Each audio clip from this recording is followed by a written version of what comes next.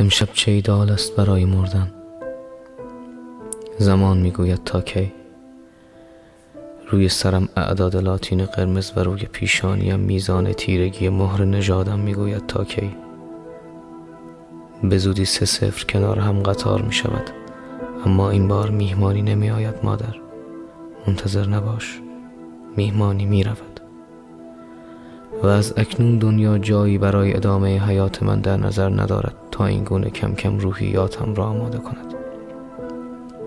چه دلرحم است دنیا. من نه شمشیر دارم، نه پنجه باکس، نه سلاح گرم. من چای می ریزم، سینی را خوب می چینم، نلبکی و استکانها را طوری خاص می چینم که اشتهایت برای نوشیدن چای بیشتر شود و گاهی نوت می چیدم که بگذریم.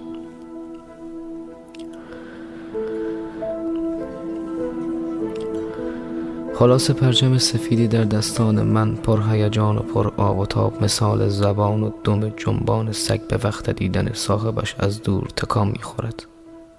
انتظارت از من چیست؟ من بیمه هیچ شنلدار اسب سواری را نمی‌خواهم. من تنها یک اتاق می‌خواستم و آرزویم داشتن 2 اتاق بود. یکی اتاقی برای تکرار سرسام آور نوت‌ها که نام هنریش پلاتو بود بگمانم و دیگری اتاقی برای تکرار سرسام آور هویتم که نامی ندارد بگمانم. و افسانه‌ای بزرگ زیر بالشم بود. زندگی آرام با همسرم در کنار خانواده‌ام که از این همچون نوت‌ها بگذریم. امیدوارم مرگ خیلی روشن و نورانی باشد، چون من خیلی از تاریکی می‌ترسم.